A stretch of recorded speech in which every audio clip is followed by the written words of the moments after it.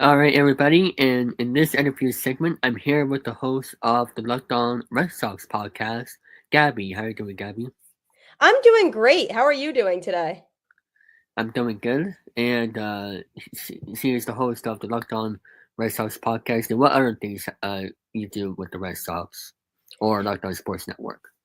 Yeah, so it's definitely been a lot of fun and kind of a whirlwind. So I got into podcasting originally in 2020 during the pandemic. It was like right upon COVID, like being about halfway through. It was like towards the end of the year when nobody knew like how long it was actually going to go on for with COVID.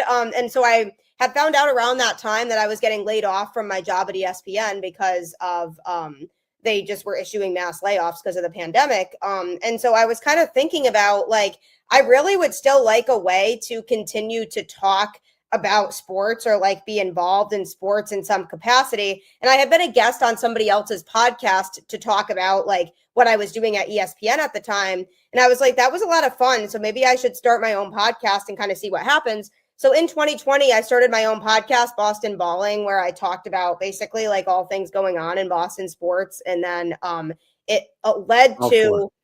to, um, yeah. And then it led to eventually, like, I just kind of grew my following on that show. And then in 2023, was like end of May of 2023, I found out that the Locked On Network was looking for a Locked On Red Sox host because the previous hosts had left for other jobs.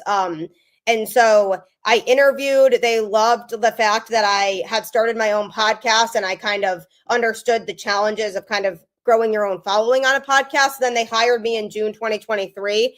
And it's been a blast. It can be a tough grind because it's like a Monday through Friday show. So Yeah, I they're noticed that. essentially like expecting me to post an episode every day, which is fun during the season, but during the off season, that can get kind of tough with coming up with content like that all the time. But I definitely try to mix Yeah. in guests and all of that too. So been doing that since 2023. I also like in order to kind of keep people informed on the minor leagues, I also like represent Locked On Red Sox with the Woo Sox. So now I go and I interview Woo Sox players, which is fun Yeah. because there's a lot of talent on that team right now and guys who will probably be up in the majors soon. I So saw you went to opening day, and I was there as well.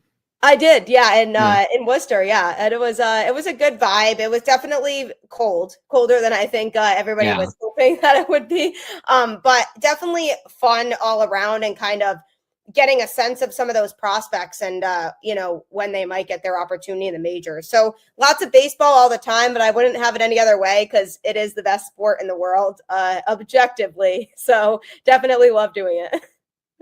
Do you have a second favorite sport other than baseball?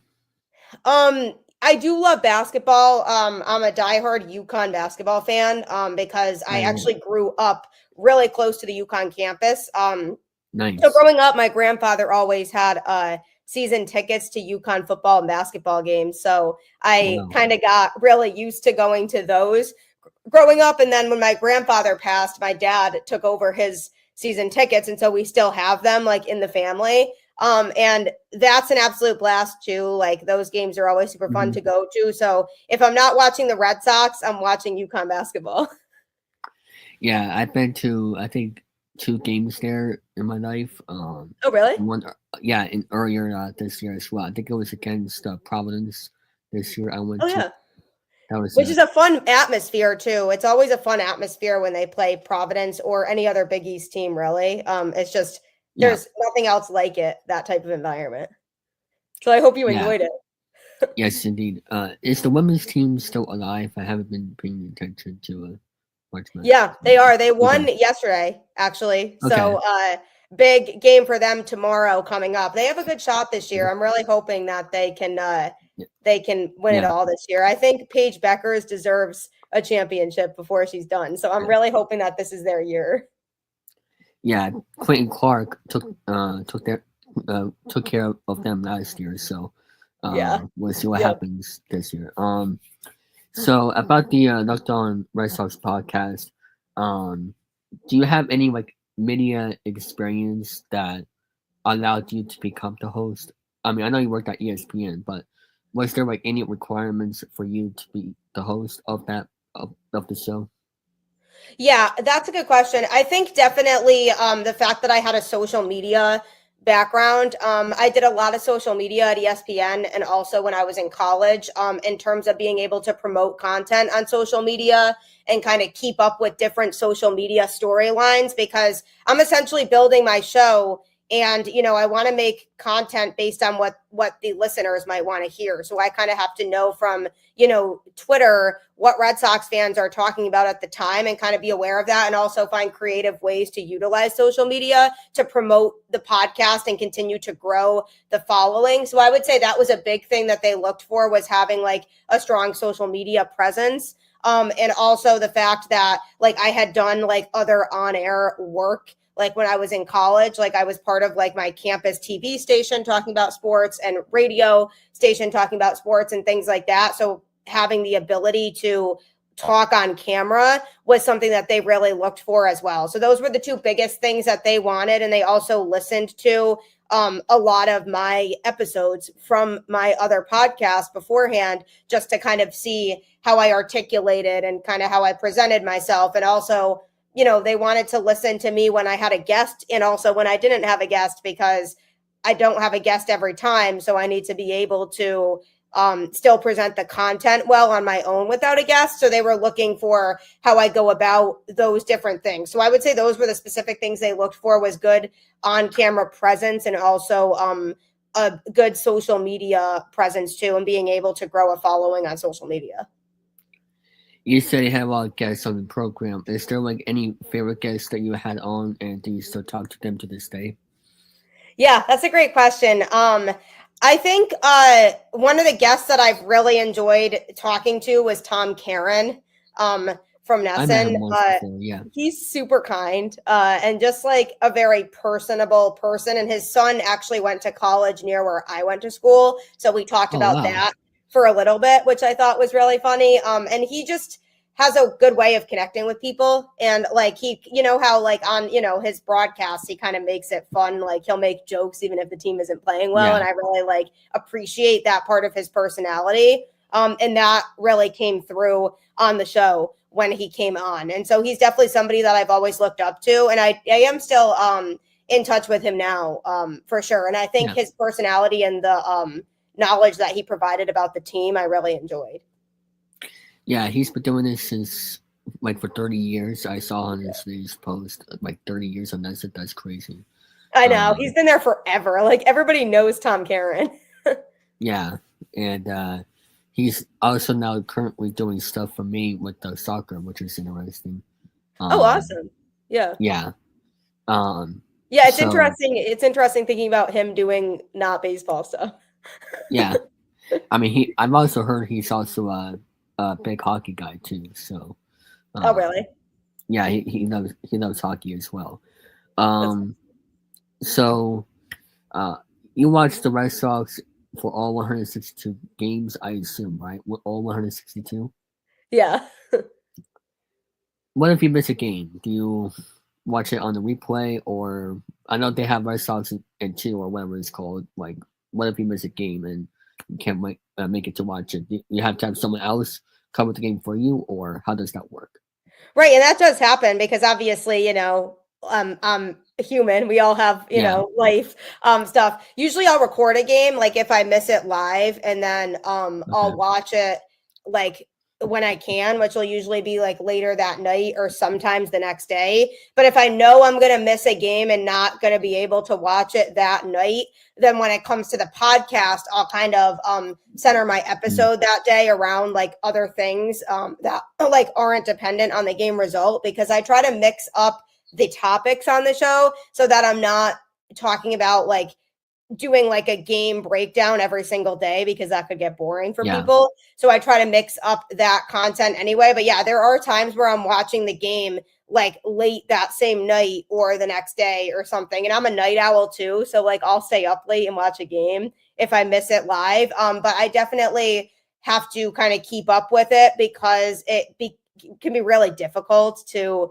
do the podcast if I'm not watching the games. But I love it. Yeah. And like for me, like I'm one of those people who like doesn't like to know the score until I watch the game. So if I watch it on Okay. Yeah. record, like I just try not to look at a score, and I Yeah. particularly try not to look at Twitter because Twitter gives away Yeah. like so much. Yeah, and I assume that's why you don't want to watch the highlights. You'd rather just watch the game because the highlights will give it away. I assume, right? Yeah. Yeah. Okay. I watch highlights sometimes even after I watch the game too, but it's hard to do Yeah. it before. Yeah, agreed. And how often do you watch the Red Sox and the Sea Dogs as well? Yeah, a lot more frequently since I started doing the podcast. Like, to be honest, like Yeah. I didn't watch them as much before that because I was so busy with watching the Red Sox. Yeah. But now that like I'm doing this podcast, like I want to be more informed on what's going on with all the prospects at those levels. And especially now that I'm covering the Woo Sox more, it kind of forces me to like Yeah. follow them a lot more. And the Sea Dogs, I mean, there's a lot of talent down there too. And I feel like that team was the team to watch over the last couple years, when the big three were down there. Yeah. And now like there's still a lot of talent at that level. So I definitely try to watch those games as much as I can. Not every game like I watch the Red Sox because that's impossible. Just but watch the home games, in my opinion. Just watch the home games, Yeah, right. Because the home games are, exactly. If I watch the home games, then I should be good to kind of know what's going on. Yeah, that's what I like to do with the minor league. Just watch the home games because it's more fun that way.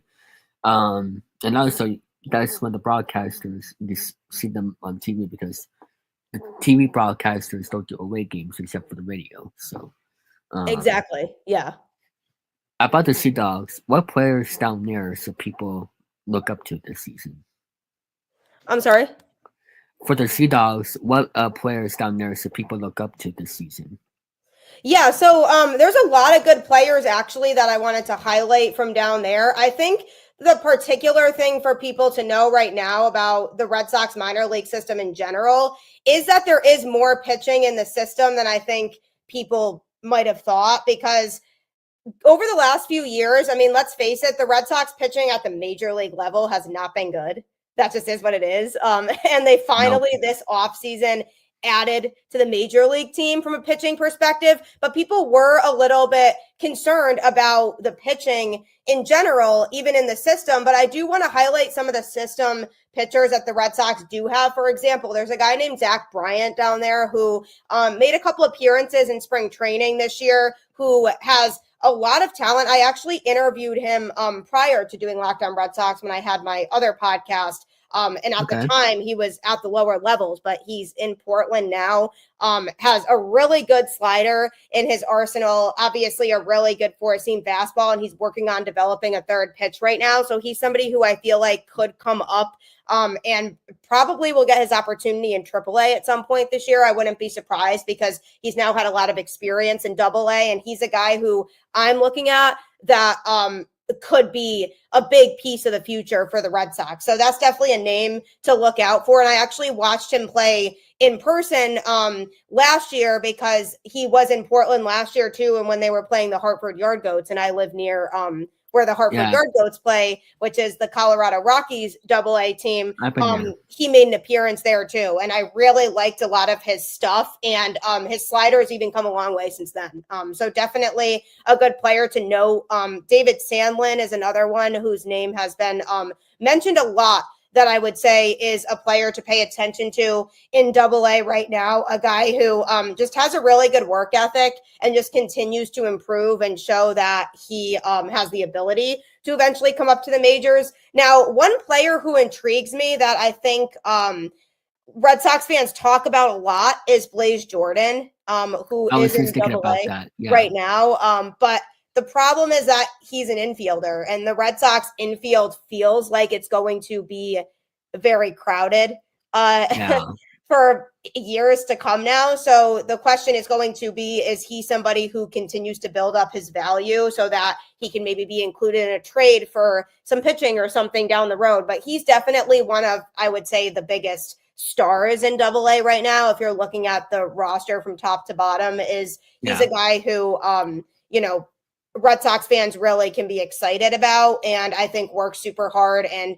just has a ton of talent, especially offensively. But it will be interesting to see a guy like that in particular because he's one of the more talented infielders in the system. But, when you have guys like Marcelo Meyer coming up and Christian Campbell, who's already there, who's playing second base, it's like, all right, where would he fit in? So it'll be interesting to see how his season goes this year because I could see him being a potential trade piece if he has a really good year this year.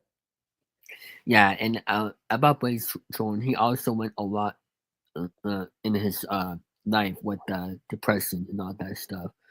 People should check out Blaze Jordan's story because he made a post about that I think a year or two ago, and I've been rooting for him ever since because I think he should belong in the Red Sox in some way. But was maybe in the worst Blue Sox, you can help up the Blue Sox. But speaking of that, what players outside of the big prospects should people look up to?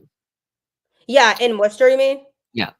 Yeah, because obviously, you have the obvious hype surrounding, rightfully so, Marcelo Meyer and Roman Anthony. I mean, they're likely going to get called up to the majors, presumably either at some point this year or next season, kind of depending on how things unfold for the Red Sox. But somebody who's starting in AAA this year that I arguably thought could have maybe made the major league roster going into this season because there were some unknowns with Wilyer Abreu was Trace Thompson, who's an outfielder who had a really good spring and was actually like leading the league in home runs in the spring and just put together a really impressive spring training. He has a really powerful bat and he's a guy who I think people should definitely pay attention to. The Red Sox outfielders is very interesting right now because they just have lots of talent in their outfield in particular right now. And he was a guy who I thought had a chance to make the roster. And I thought if Wilyer Abreu wasn't ready for opening day, that he might have been the guy that the Red Sox turned to and said, hey, we're calling you up. Very talented player. Another guy who I could see serving them really well in a potential trade down the road simply because of the fact that they just kind of have an overload in the outfield right now. So it's like, what else would they really do? I really like his game a lot. Definitely can utilize all parts of the ballpark with that bat. And I just think there's a lot of aspects of his game offensively that is really good for people to pay attention to. Another one is actually a guy who got some major league playing time last year, and that's Nick Sogard. He definitely impressed in the few outings that he had with the major league team last year. Obviously a small sample size, and he is kind of able to play kind of all around the infield, which I really like about him. But he's a guy to definitely pay attention to because of the fact that the Red Sox, I think I would say, are basically like one injury away from him being called back up because he showed a lot of potential last year. Definitely likely will put up good numbers in AAA again. Him or Meyer, one of those two. Yes, I think, and Meyer had a monster spring. I actually talked to him about it a couple days ago, the day before opening day. And he was feeling really good about it. The thing with Meyer, I could see the Red Sox wanting to give him more reps in AAA before they call him up, just because, opening day was his first time actually taking at bats in AAA because he was injured last year. I think if Trevor Story in particular were to get injured, Meyer would be the one they call up because obviously he's a shortstop. But if, Bregman or somebody like that were to get injured, they might give Sogard another shot, or Casas, because he can kind of move around. So he's definitely another player of note that I would say to pay attention to overall when it comes to AAA. The pitching in AAA, I would say right now overall isn't as good as the pitching in AA. But definitely, there's definitely guys down there that will have a shot, I'm sure, to get called up at some point as long as they have a good season. Because with pitching in particular, inevitably there's going to be injuries. That just is unfortunately how it is. So there's got to be guys that they look at and say, hey, I mean, Josh Winkowski's starting in AAA and he's not happy about it. But he's a guy who, is probably on standby to be that first guy called up if somebody gets injured, as long as he doesn't continue to struggle, because he didn't have a great outing on opening day in AAA. So he's not really helping his cause. But if he wants to be that next man up, he's going to have to, perform a little bit better as this season progresses if he wants to get called up again. Yeah, and I'm gonna see Yoshida in AAA because he hasn't played yet, and I'm not sure what's going on with him because Abreu has been on fire. Will we see Yoshida in Worcester at some point, or how will that work? Yeah, I think it's an interesting one with Yoshida because they're paying him a lot of money to be here. And that's, Yeah, I think, the thing that the Red Sox are struggling with right now, because the Devers situation for the entirety of the offseason was a question mark whether they were going to let Devers play third base or not, or whether they were going to have Bregman play third. And I remember saying on my podcast, Yoshida's situation is fully dependent on what they do with Devers, because now that yes, Devers is a full-time DH, Yoshida's not going to get as much playing time. And I don't think they love the idea of Yoshida playing in the outfield, and rightfully so. I mean, he's not a good defender. They have much better defenders out there right now. I mean, if you take the outfield combination of Duran, Abreu, and Rafaela, I mean, defensively, those are three great outfielders. I mean, obviously, Wilyer Abreu coming off that gold glove, and yeah, Rafaela is known for his defense, and Duran just, I mean, he does everything, and with his speed, he can everything. utilize a lot of parts of the field. So I love Jaron Duran, a huge fan of him. But yeah, it's interesting Yep. with Yoshida. It's going to be a question of when he comes off the injured list, do they utilize him more, just sometimes in the outfield to give guys I days was off? Do thinking, they have him play in AAA to kind of get his swing back a little bit, since he's missing the beginning of the season because he's on the IL? Lots of questions surrounding Yoshida, and I think there's going to be some roster decisions they're going to have to make when he's ready to come back, and I don't think they fully know what that's going to entail yet. Yoshida should be just a pinch hitter because I've been hearing that that's what his role was in Japan. Am I right? Because Yeah. I mean that's what I've been hearing. So I think honestly from now on for the rest of I mean we saw that dramatic home run at Yankee Stadium the top of the ninth Yeah. uh, against Quim Holmes. Um, if Yoshida if Yoshida um, just becomes the main role, I mean a pinch hitter person, I mean I think that will work out at the end because that's why his role was in Japan. Why not work here for Boston to make room for him to have playing time in those late innings? What do you think about that? Yeah, I mean, he definitely did put together some good at bats when he was used as a pinch hitter last year. It wasn't really very often that Cora would throw him in as a pinch hitter because obviously he was DHing a lot of nights. But there were times when he wasn't in the lineup that night, and Cora would put him into pinch hit, and he put together some nice at bats. It's definitely something to consider. I think, you know, it's going to be tough for the Red Sox to justify how much they're spending on him when they're not really utilizing him in an everyday role if they don't feel like that's something that they necessarily need to do. But with the way Abreu's playing right now and the way Duran is likely going to play this year, it's tough Yeah, to find a full-time spot for him. I mean, Devers hopefully decides to wake up at some point soon at the plate because he's been dreadful the first few games here. But, only when it one comes to RBI. That's Yoshida, it. yeah, when it comes to Yoshida, I think that's something that they would definitely consider, being in a pinch hitting capacity and also playing the outfield sometimes. Like if they need to give a rest day to one of their guys, I don't think they love the idea of that. I mean, nor do I, because he's not a good defender. But if it's only sometimes when they need somebody because somebody else is on a rest day or something, then I could totally see them doing that. But I did say on the podcast, Yoshida's going to lose playing time because of this whole situation. And I mean, with Bregman, it was pretty clear to me once the lineup officially came out, when they decided that Christian Campbell was getting called up.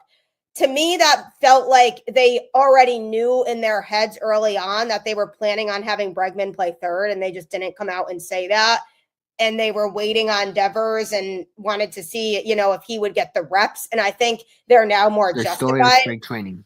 because Devers missed half of spring training. And so he didn't Yes. really get those reps at third. And I think they were pretty set going into the offseason on having Christian Campbell Yeah. start the season in the majors because he didn't have a good spring offensively. So I thought there was a chance they would have him start in AAA. But I think it became obvious that they wanted Campbell on the opening day roster. I don't think they were 100% sure Bregman was going to come to Boston in the first place. So then when he decided to come to Boston, they said, all right, now we have some decisions to make. But it's become pretty apparent to me that I feel like they don't necessarily see Yoshida as an everyday player anymore because they've now made Devers the full-time DH. So I think we'll see Yoshida. It's just not going to be in as much of a capacity as we saw him before.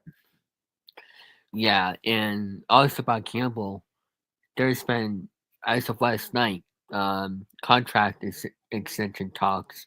Do you think that'll actually happen? Because that's crazy. After only one home run, they're already talking about it. First of all, I'm really happy for him that he hit his first major league home run. Hopefully that's a huge confidence boost for him moving forward. And it's got to feel good for a kid like that, you know, in his third game in the majors that he hits his first major league home run. So that's got to feel good. But I do very well think it could happen. I wouldn't be surprised. I think the Red Sox really highly regard him as, you know, potentially one of the best players in the sport down the road. I think, you know, with all of this talk of this big three of, you know, Meyer, Campbell, and Anthony, I don't think they see any of the three of them as movable players. I think they see all of them as pieces to their future that they want to keep around for a long time. And if they're already talking about a contract extension, I would not be surprised if it happens. I just think they really value him and they trust that he's going to be this type of player moving forward. I do agree with you. I think it's a little bit premature. I think we need to see more from him. And I definitely think he's better fit to be an infielder than an outfielder. I know they want to, you know, try to help grow his game in the outfield a little bit too, but I like him at second base better. I think that's kind of where he's better suited, especially when Roman Anthony does come up. He's not really going to need to be in the outfield. So I do think it will happen. I think the Red Sox, you know, with how highly they've spoken of him, really see him as a key piece to the future. I mean, I'd like them to focus also on extending Crochet, but that's another conversation. Yeah, a whole other conversation. And also about the big three, you said, does prospects matter? Because people in Philly, people in New York, they don't give a crap about that because all they want to do is, with the general managers, is trade prospects for the major league level. If I was a major league owner, what I would do is not only try to have prospects come to the minor league system via trades, in the big league level, but also like sign better, try to make the lower levels teams better, and also all three levels better. And also I just think it's the same that there's teams out there don't give a crap about prospects down level because you will have nothing to talk about in spring training. And also need those homegrown guys because look at the Dodgers right now. They don't have any homegrown guys. All they have is guys that they signed via free agency. And they got rid of Seager. They got rid of Ballinger. I mean, I can't really recall who's a homegrown guy on the Dodgers. The Red Sox, I haven't had any of those homegrown guys in a while until Brian Bedell came. What's your thoughts about, does prospects matter and does homegrown guys matter? Yeah, that's an interesting question because, you know, like you said, the Dodgers just are a money-making machine, and all they're doing is just throwing money at everybody and then deferring everybody's contracts so that they can just continue to sign whoever they want, which I think is so crazy what the Dodgers did this offseason. But I do think they matter because I think there's something to be said for homegrown talent. Like I think what makes a really good team is a team that has a mix of veterans that they pay to come in and homegrown superstars that they develop through their system. And that's kind of what I talked about with the Red Sox, was how I felt like they had a good amount of homegrown talent on their team, but not enough of the proven veterans. And then they signed Bregman, and then, you know, the roster looked a little bit different now in terms of the combining the young talent with veterans who are proven. I think you should be going out and spending money on those types of players, like the Boston Red Sox, who, you know, are a big organization, a very historic franchise, one of the biggest franchises in the sport, they can afford to pay guys like Alex Bregman, which they went and did, and I was happy that they did.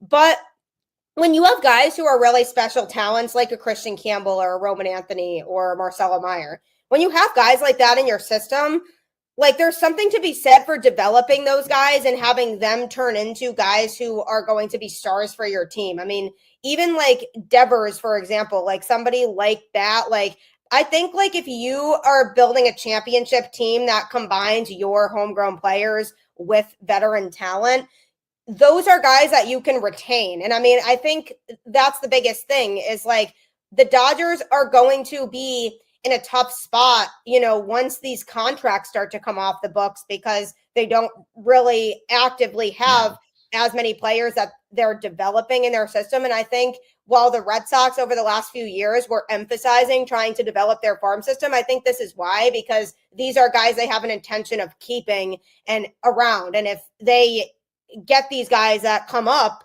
and pan out to be the stars that the Red Sox think they can be, then you have a guy for a really long time who can contribute to multiple championship teams, maybe like Christian Campbell, for example, who's playing really well so far. If he can maintain this, then he's still very, very young and the Red Sox could hang on to him for years. So I think I think you definitely want to have that veteran experience on your roster, but it's so important to also have your homegrown stars that are your players that you can retain for the majority of their career and get all of their best playing days with your team. Like at Dustin Pedroia, for example, a long time ago. Yes, I love Petey, and I love the fact that like he was only ever a Boston Red Sox, and I think that's something that you don't see as often now with players. Players move around all the time, and I like Xander Bogaerts when he left. I was so upset because I thought he was going to end up retiring with the Red Sox, but like obviously the contract that he got was like a massive overpay. I think the Red Sox could have over there. The Red Sox could have gotten him for less if they didn't mess around with that whole situation. But I think you don't see that as much now, and that's what I really love about Dustin Pedroia was that he'll only be remembered as a Boston Red Sox, and he spent his career in Boston. And I think, there's a lot to be said for guys like that. And when you have these young, talented players that come up through your system, and you show those players that you believe in them and that you have faith in them, they're going to want to stick around. And that's what I'm hoping for with a guy like Christian Campbell. If he sees a winning culture in Boston, he's going to want to stay here. Yeah. And how many years should they have him here for? Because they haven't had a real second baseman that played the whole season since Dustin Pedroia.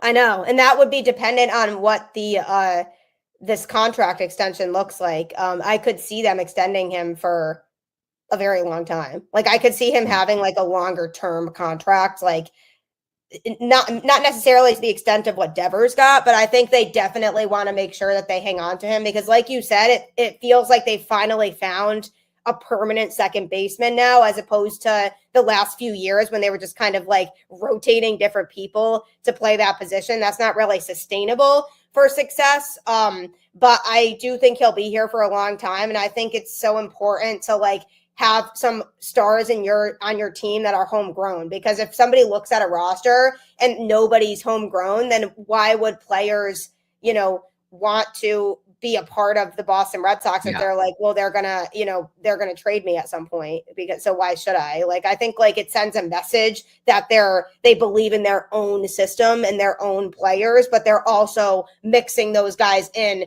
with free agents or by making trades for veterans who know how to win, like an Alex Bregman or Walker Buehler type of player. Yeah, 100%.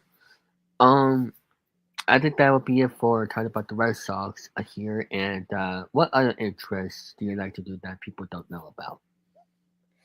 Yeah, I sing, which is fun. I sing the national anthem at a lot of different sporting events, which is really fun.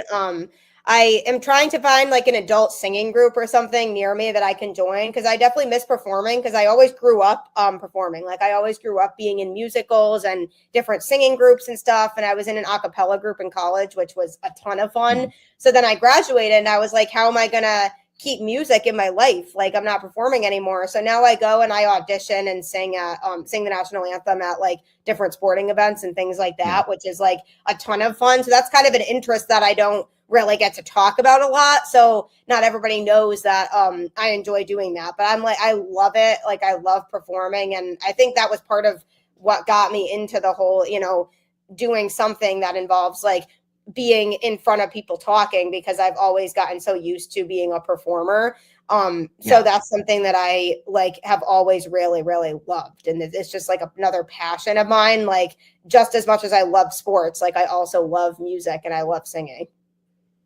Yeah, all I have to do is look up Group 6 Connecticut or something like that. Then you'll find it. But where they can find you on social media. Yeah, sure. So I am on Instagram at Gabby_Maijanian10, on Twitter at Gabby Maijanian, and that's Maljanian for Maljanian. And Locked On Red Sox is also on Twitter at LO_Red Sox. So you can find me there as well. I'm on Facebook at Gabby Elizabeth, where I sometimes post like live shows if I'm doing one. Or you can subscribe to Locked On Red Sox on YouTube or any other podcast platform. All right, and that'll be it for this interview segment.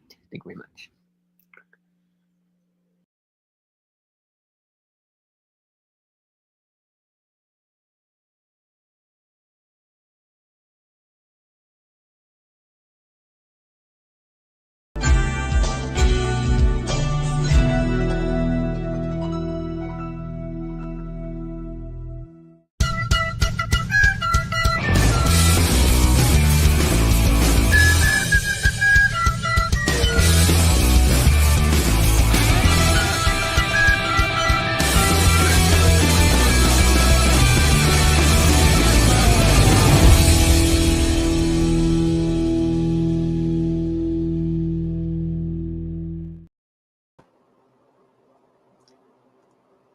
Yes.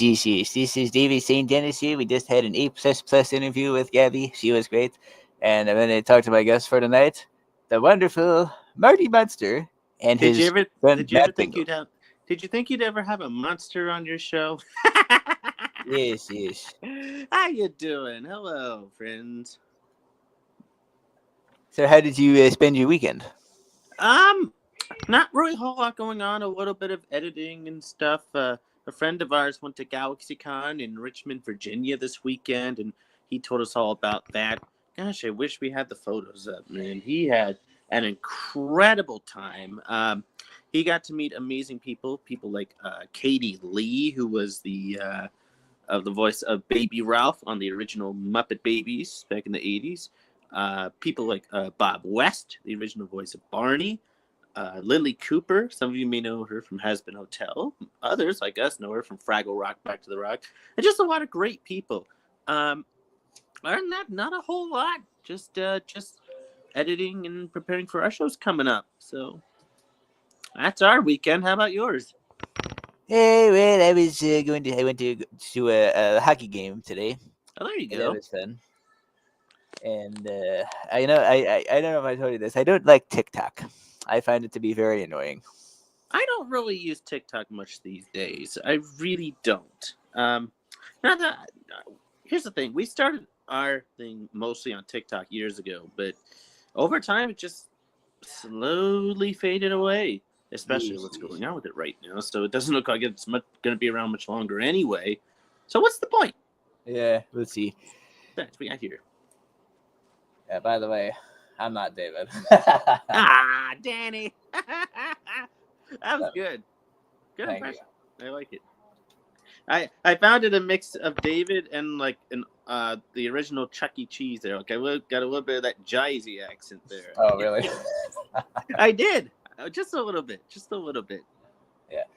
Now you've interviewed a few notable celebrities, including I loved your interview with Noel McNeil, right? Didn't you I talk loved to him a few him. times? Yes. Noel McNeil was wonderful. And from all that, Lisa Foyles. Lisa right? Foyles, yep. Lisa Foyles, she was wonderful too. Yeah. Well, how did you guys manage that? It depends. Sometimes we contact people through their websites or social medias, but other times we go through their managers or agents. Sometimes, so it just kind of depends on what we find. Sometimes you gotta dig deep for that stuff, though. But it's worth it. It really is. Oh, of course.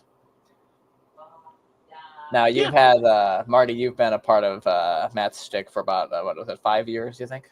It'll be 5 years this coming May. This Okay, May. yeah. Yes. Okay. Very nice. Yes. It's hard to believe it's been 5 years, but here we are. Yeah. Now, David, he interviewed the Red Sox host, Gabby. Yes, that was wonderful. That was wonderful. Yes, it was. Yeah. Now, last time we were on the show, we played a little rousing edition of Match Game. And it kind of went longer than we expected, but David caused a ruckus when he had the question green blank, and he said green paper. He should have said green beans. Green But that beans, was his first answer, but he made the mistake of saying it out loud instead of writing it as on Match Game. We got it right. Yep. That sometimes happens. That's Yep. unusual. That sometimes happens. Yep. Now let's say hi to the man behind the curtain. Pull up the curtain. I'm talking about the guy behind you, Matt Bingle. I want to. Him. Him. Yeah, we want to see him for a few minutes. Hey, Matt. Sure. I'll let him at the spotlight for a few minutes. I shall return. There you go. There you go. How you folks doing? How you doing? Good. You still in college? No, I finished college 3 years ago. Oh, awesome. Associate's degree in accounting. Very nice. Yep. Things been going quite well here, I'd say. Very good. Now, those in the chat, what game show do you want to see us try in a future episode? Because we've done Match Game a few times. I know David would like to try Weakest Link, but that takes a lot of preparation. That would take a lot. Yeah. Apparently, we have 8 viewers, which is pretty good. Yeah, that's more than pretty usual. good.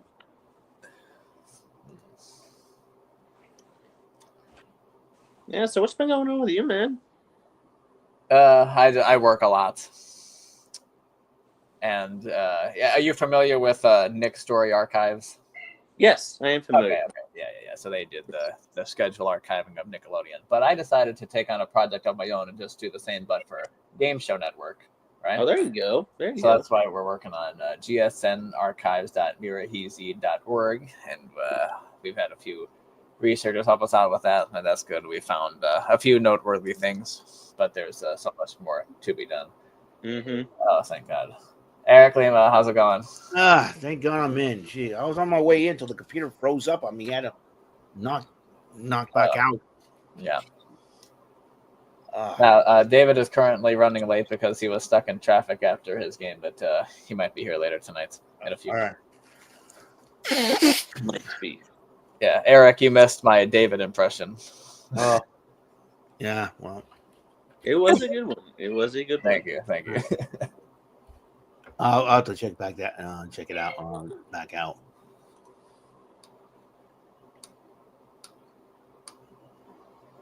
Yeah. Now, what's 2 days from now is April Fool's Day. Are you guys planning anything? Nah, work. Oh, yeah, me too. Nope. Work. Well, work till 11 o'clock in the morning and get out and do something. There you go. It'll be my last work week until my vacation. Oh. So I'm just gonna sit down and relax, probably work on a few things. Hopefully work on some more. I've been working on all weekend long, bringing up new thumbnails for my YouTube channel. Okay. And new intros and all that for my segments. So it's been a hard day. Oh yeah. So you said you're just gonna be staying at your house for your vacation. You're not going. Yeah, relaxing and just chilling. Okay. Probably do a little shopping here and there if need be. So let's see. Yeah, that was a real doozy last time, wasn't it? With green paper and that was funny. That was funny. Is it? David apologized. Nah, I was like, nah. Yeah. Well, green paper. You were thinking about construction paper back in the day. A little bit. Yeah, Mhm. that's what he was thinking. But also, you think money too, because that's another word. Like greenbacks, green paper. So, like, show me the green paper. Okay, dish out the money and such. So, but hey, it happens. It happens. Yeah. We'll be giving Match Game a rest for a few weeks, but rest assured, next time we play it, I'm gonna take the host job back. Because Brandon's rules just completely went off made the whole show go off the rails. Stick with the old school rules, I say. Yeah. If it ain't broke, don't fix it. Yeah. I don't know what Emo Inuyasha was thinking. Yeah. It's like Epa. I was like, dude, poor David gets picked last, and you put him in that spot. That's right. Yeah. Oh well. Yeah. It's fun to switch things up a bit. Yeah, panelists. So. Yeah. Today is March 30th. Now, this week, a few things had special anniversaries. On March 24th, The Office turned 20 from NBC. We all love The Office with Steve Carell, based off of the British series with Ricky Gervais. And also on the 24th, a little show called Hannah Montana turned 19. Oh, really? Yeah. Mm-hmm. Although Miley Cyrus is like 33 now. That's kind of funny to say it. Hannah Montana turned 19, but she was 30 or whatever. But that was a good show from my childhood, I have to say. Yes. I think my first childhood crush was David's here. He's alive. Hello there, Marty and Mr. Nima and Mr. St. Louis, whatever. Actually, I like your camera a little bit like that because it's more professional with the microphone. Because we don't want to see your garbage behind you. It looks like you're in the kitchen. This is. I'm on my second monitor right now. Oh, okay. That's why it probably looks better than the other one. Yeah. How's everybody doing tonight? Pretty good. Doing quite well, thanks. You're welcome. And I want to thank Gabby for doing the interview here tonight. I had the Knocked On O's host on last year, now I have the Red Sox. So hopefully I'll have more from the Knocked On Sports Network in the near future. Oh yeah, he is in the basement, which is not finished, which is unfortunate. Tell the people, Danny, why you love being in that basement, even though it's not finished. I don't really love being in the basement. That's just happened to be where all the computers are. But today I spent most of the day up in my room watching television. Was it Lingo? No, it wasn't Lingo. Actually, it was American Crime Story Impeachment, which was a 10-episode miniseries about the events of Bill Clinton and some of his lady friends in the late 90s. It was a pretty good show. But I watched it over the weekend, so it's not like I could sit through all 10 shows in one day. I think I started it on Thursday, and then did a few on Friday. So, yeah, it was good. What documentary you see like, Eric? Documentary? Yeah. What documentaries you like? I haven't watched any documentaries per se. Oh, that's really it wasn't a documentary. It was more of a drama. So like actors were playing it. Yeah, okay. I don't do drama. Well, watching on TV or on the internet, I just don't do drama. Period. Yeah, I like comedy.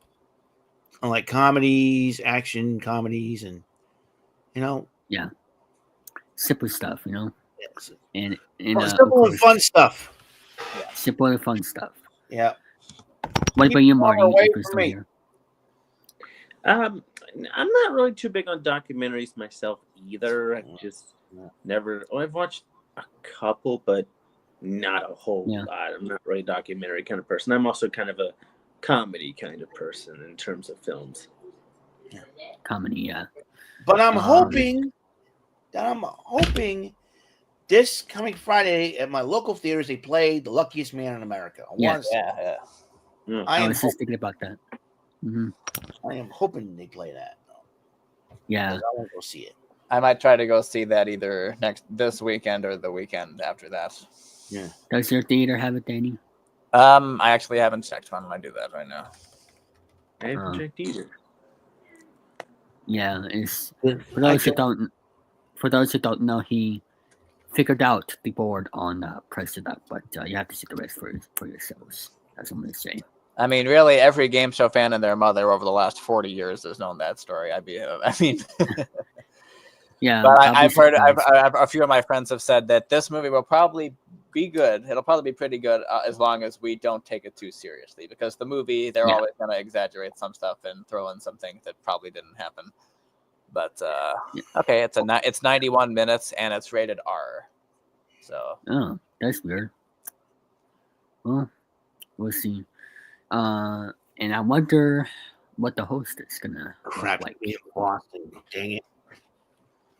Yeah, Devers headless again, unfortunately. But the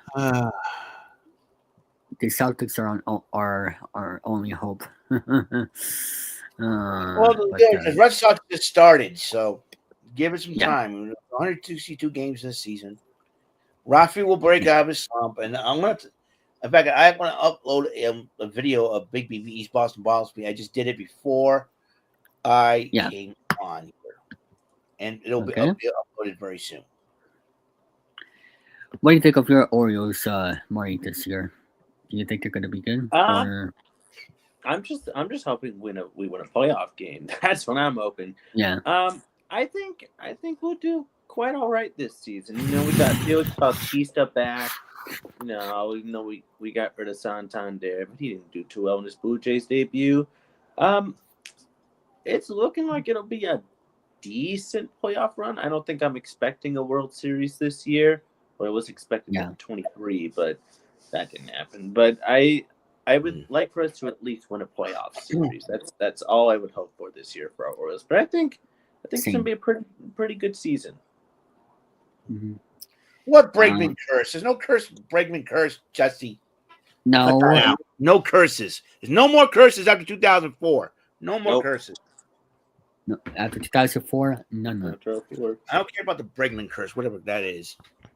I don't. And also, like, I mean, there might be a curse for the Yankees as for not winning World Series in 2009, because in 2010 they got rid of their old Yankee Stadium. Ever since, I've been thinking about that too. Like, ever since they got the new Yankee Stadium, they've only won one title, which also kind of has happened with Citi Field when Shea Stadium closed down. So maybe. Well, they didn't. They didn't win the World Series with the Mets. That is, but I know they didn't.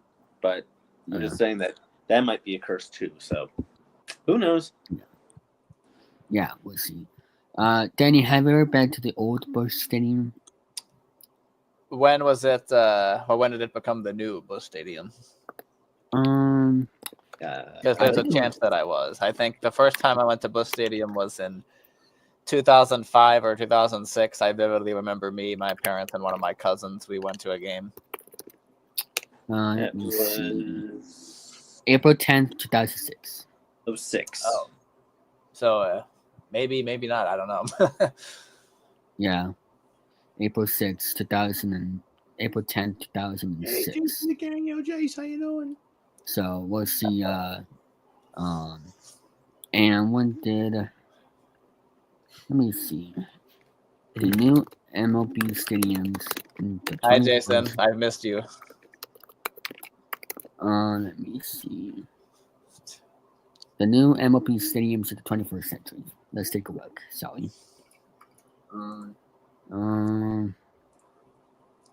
Okay. Here we go. You have the Marlins in 2012, the Braves in 2017, the Globe Life Field Rangers 2020, and for some reason they did not list the New Busch Stadium and the Yankee Stadium on here, which is weird. But those are the other ones. So just an FYI, folks. But that too. And found there's something. And for those who are wondering, what are the oldest MLB stadiums? Let me take a look. MLB stadiums. Top 5 oldest. Okay. Fairview Park 1912, Wrigley Field 1914, Dodger Stadium 1962, Angel Stadium 1966, and was supposed to be Oakland, but they got. I mean, the stadium is still there. It's just that it's not going to be used for baseball anymore. I think it's only for soccer now, or something. How do you pronounce that name, Marty? This right here. How do you pronounce that first name? Oh, Kirsten Seethale. Kirsten. Okay. How are you doing, Kirsten? I have summoned. Hey, Kirsten, welcome. Yeah. Kirsten. Good to see you, Kirsten. Yes, indeed. Danny, you're mentioning Danny's Den. Is that going to be coming up this? Maybe not. I got to work out this new job first and see how much of my headspace is going to take up, and see if it makes me tired after every shift or not. So we'll see. Oh yeah, how did that get to drop here so far? So far so good. I think I still think it's too soon to say if it's good or bad yet, but we'll see. Yeah, not drama yet over there. No. But I still get the employee discount at the other place I used to work for a while, so maybe they'll keep it. Yeah. Do you want to put up some Reddit stuff there, Danny? Reddit stuff. Well, Reddit we don't really have to do that, but there are some interesting news stories. Okay. Who likes Impractical Jokers? Because if you are, kind of had some bad news. Uh-oh. Yeah, with Joe and Murr. Maybe they were inappropriate with the ladies in the past, but that seems to be the story. Oh boy. So maybe for the last, and I said for the last episode of the Impractical Jokers, the ones getting the punishment are the fans, because at the end of every episode they have a punishment where they humiliate one of the four guys. I used to watch that show in high school. I kind of forgot about it after a while, but they're still doing it, even though Joe himself left the crew a couple of years ago because of his divorce. Although he separated from his wife and now they're back together, which might not last very long considering the recent news. But hello to everyone who just came up recently in the chat. Any other news, Danny? Let's see. I'm trying to pull up a wheel that I'm going to use here, but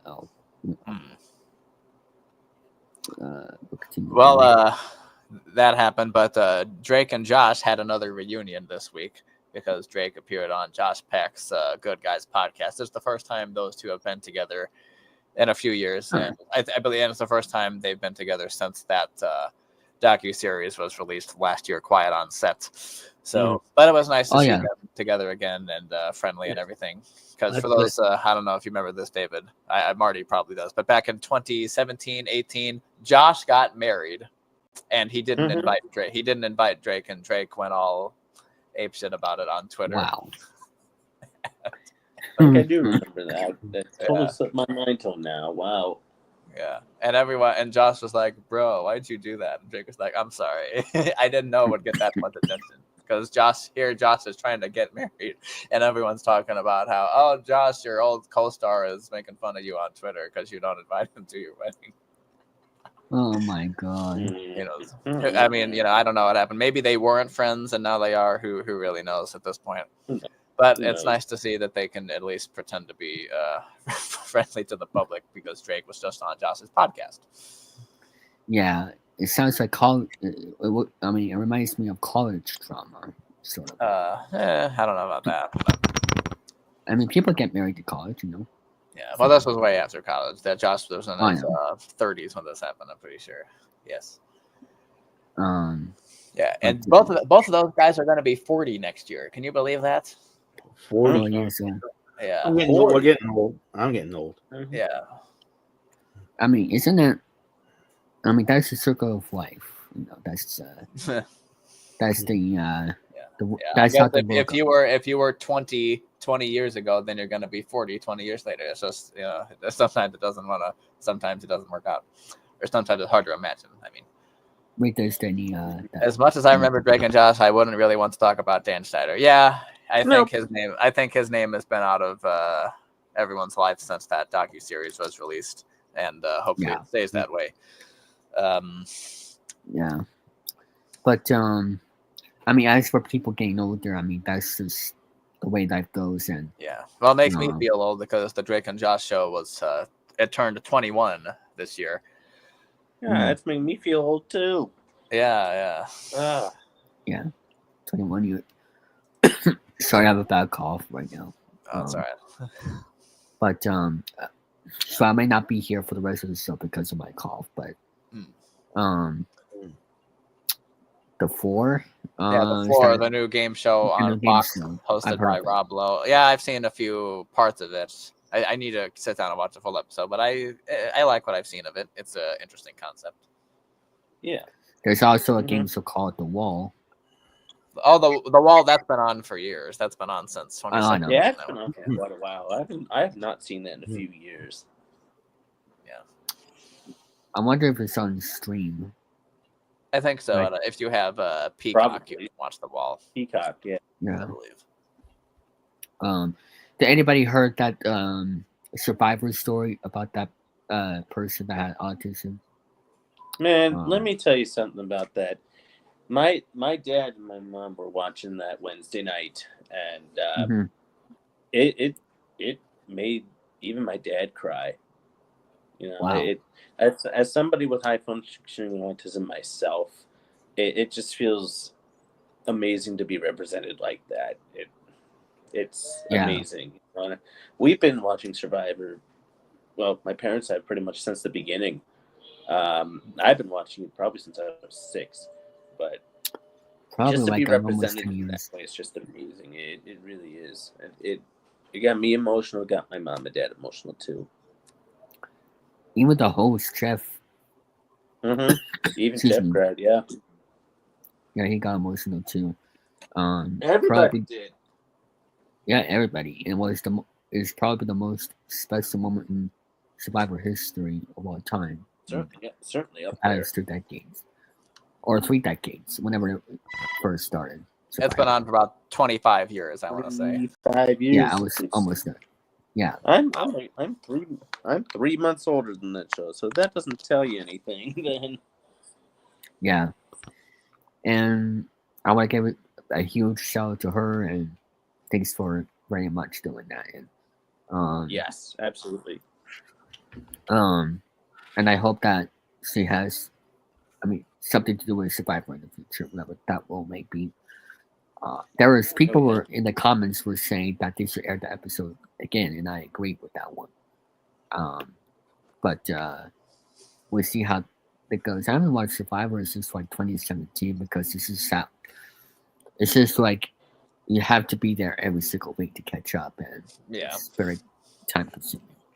Just like with the Island, you have to be there every week. I never understood the concept of that. Honestly, Same. I just never got into the concept of that. I watched the first one of it. It wasn't very good, but they renewed it. So. Doesn't sound like I'm missing too much then. Thank you. No. Yeah, I'm certainly glad to hear that. Yeah, I tried watching it, even though it's a big deal for myself because both the Price is Right on my favorite game shows of all time, but even as a deal for myself, I did not get into it because it's not. I mean, Howie's not part of it, which is one of the main reasons. But maybe if it was hosting it, then it might have been. I don't know. What do you think, Danny? If Howie was hosting it, would it have been more successful? Well, I mean, it's doing. Honestly, it's pretty successful at the moment. But Howie probably would have given it just a little bit more of a boost. But I like how in the commercials, in the promos before the show's premiere, it had Howie saying, we're going on an island, but I can't go. I'm germophobic. I can't travel across the world and go to this place. So I have to have someone else host it. So then Joe Manganiello comes out and says, all right, Howie, I'll go do the show. But then at the end of season 1, who do we find out has been the banker the whole time? Howie. And Howie goes and Howie shows up out of the helicopter and sees all the contestants. Like, Howie, didn't you just say you didn't want to be there? But he had to for the ratings and all that. I guess so, yeah. Do it for the views. Get it for the views. Yes. We love ratings. But yes. how he did great on Deal or No Deal back in the day, and then again in 2018 when they brought it back on CNBC for a short while. Yes, and it is 20th anniversary coming up this December. Yes, and, December 19th. Yeah. I mean, I wish they would have brought it back in the regular format this year, but it's not going to happen because of, I guess, copyright or whatever. I don't know. Maybe. One thing I never liked about the 2018 reboot was the counter offer feature. Yeah. Oh, Mario guys like that too. Yeah. Some people like it, some people didn't. And if I like some of my friends, they like to host games, and whenever they do Deal or No Deal, they usually give the person the counter offer option. And if I was a contestant, I'm like, no, I'm not going to do that. Forget it.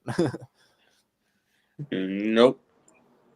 Yeah, you think Mario with the Deal or No Deal counter offer was a fix? No. Like an asterisk kind of way. Just straightforward. I also never really got into the counter offer. I just play straight head on. So that's what I do. Yeah, same. Heck, that sound. It's, people, I guess I heard, or animals, probably animals. Hopefully animals. Yeah. I mean, was that animals, Marty? No, okay. You're one, Eric. Sorry. Also, I want to say back to that topic about or discussion about people getting older. I want to do a little rant about something here. Okay. Every single year, when people say, "Oh my gosh, we had so many deaths of celebrities."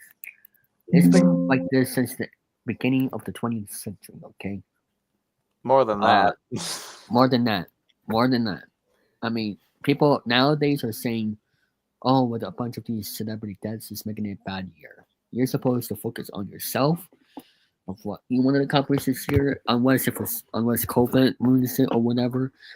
That's or other tragedies other than that's different. But if you're just gonna say every single year, "Oh my God, with this death, it has ruined the year already," or whatever, just know that people die every single day. People are born every single day. I just wish they know that. And plus, people move on after 2 weeks or whatever of a death. So it's not going to ruin a whole year because you'll have fun memories with that person. And especially if you never knew the person. Like, as for interaction. Like some of those super Price is Right fans who wanted Bob Barker's corpse to be the host instead of Drew Carey. Oh my God. Wait, what? That's just something I've heard, like on the whatever old game show form. People are saying, people are just whacked. Yeah. Yes. That's wow. The year 2022 in particular, that was bad in the comedian department in terms of because we had Bob Saget, Louis Anderson, Gilbert Gottfried. I love Gilbert. I know there were a few others. And of course, Betty White's was very sad because it was on New Year's Eve, and we were all wanted her to make it to 100, and she was only just about 2.5 weeks short of it. Yeah, but I mean, if it was a year like 2020, Dragon, like I mean, 2016, 2022. Also, another one, Ben Scully passed away in 2022. But I mean, I just wish people know. I mean, I'm not trying to tell you how you deal with deaths. No. I'm just saying, like, you're supposed to move on with those happy thoughts about those people because especially if you haven't met the person. Yeah. And also, or even if they're retired and not going to be doing that thing ever again. Like with Bob Barker, he passed away in 2023, but yes, we were all sad because he was a big star. But here's the thing: the last time we saw him was 2015 when he was on the April Fool's episode, and we never saw him again. Although I think Trebek's death hit a lot of us hard. Trebek, yes, that was because he was doing the show up until he died, and we all knew he was sickly, and we all thought it didn't really look the best for him. But when it happened, it was just and to throw it in with COVID times as well. That just that made it worse. Yeah. So basically, celebrity deaths happen, and it is very sad. But you shouldn't let that dictate how you feel the year is going, because that's going to happen every year. What do you think about or thoughts about that, Eric? Well, you agree with what we said? I experienced a few deaths in my time. I had family members that passed away, friends in my church, and former coworkers that passed away. No. That's definitely more important than celebrities. We're saying people who act like celebrity deaths are the worst part of the year. That's what we're about clarifying. Well, listen, I always try to pay tribute and respect to them, and of course, in a way, in my way, I don't act all sad and all that. Bob Barker's death, I talked about that on my channel. Obviously, it was, Alex Trebek's, a lot of celebrities, passed away and all that. Even wrestler deaths can really hit you too. I'm a wrestling fan, Yeah. A lot of wrestlers pass away as well. So it is sad. It depends on the situation. Like if we know it's coming, then that's one thing. But if it's unexpected, like Ricky Henderson, for example, that was unexpected. Yeah, Ricky Henderson, that was. Yeah. You want to say something, Marty? No, I think you guys pretty much hit the nail on the head. Like, there's so much more to life than celebrity deaths. Family members pass on, but it's a part of life. Yeah. We all die. Yes. Just keep on. And then once we die, we watch Chuck Woolery on Ringo when we pass away. Yes. No. Rest in peace, Chuck Woolery too. The strangest thing is. Go ahead. The strangest thing about celebrity deaths is, the strangest thing about celebrity deaths is when you look back on, let's say you watch something and you see an actor, and then you look at, it's like it's so strange to see that actor still, like Matthew Perry from Friends. Oh yes, he was another one unexpected. Kind of came out of nowhere. Like, he was. Yeah, you can think about it. That was some people's deaths really hit you hard. Well, not only that, it could affect you. In a way. Yeah. Like last year, I had a coworker passed away. Oh, sorry about that. Yeah, a coworker passed away back in September, and this was a few months ago. That basically. And we're almost in April, but I think you're talking about, let's see, September, October, November, December, January, February. 7 months ago, he passed away unexpectedly. It's like 6 months ago, unexpectedly, and a lot of people get upset with a year and all that, and but it is what it is, Yeah, and also it's the way that someone passes away, because I'm gonna bring up this person since the anniversary happened this past Tuesday. Sackman 18, Danny and Marty, and I think Eric, what I'm talking about, Sackman 18. You heard of him, Eric? Sackman 18? No, I haven't. No. Marty would like to explain to Eric on who he was. Sure. He was a game show fanatic like a lot of us, but he was also a video gamer, but he was mostly known for his dance videos. He was a wonderful dancer. He was actually, I think I said this on your server, he was one of the first internet friends I ever had. And he and I were pretty tight, we, I haven't thought about him in quite a while, and it's hard to believe it's been 10 years since he passed. He was taken from us way too soon. You want to talk about a death that hit a lot of us hard? That's one of them. Yes. That hit a lot of us hard, because a lot of us, like myself and Pizzle, very unexpected. Myself and Pizzle and a lot of us we were really close with him, and he would always do these like live streams on Google Plus, Google Hangouts. If Remember that, Daniel? anyone, if anyone other than me remembers those, but I remember Um, those. I think yeah. a little show called Pain and Gain Podcast used Google Hangouts. Anyway, go ahead. yeah, back way back when that was a thing, but Yeah. he was a wonderful person. He really was. He was Yeah. very outgoing and just a wonderful person, and he's very Mm-hmm. dearly missed by all of us, you know. And like I said, that Yes. one hit a lot of us pretty hard because he was. Yeah. Keep in mind, folks, he was only 16 when he passed away. He died of a rare So heart what disease. exactly happened with him? He died of a rare heart disease. I forget the name of it, but it was some rare heart disease, and Yeah. it's 10 years ago last. When people week, die so- that young, man, yeah, That's what. That's especially someone as amazing as him. You know, Yeah. I'm sure he probably would have gone on to be a fantastic either dancer or choreographer if he was still with Yeah. us. I'm sure, but Mhm.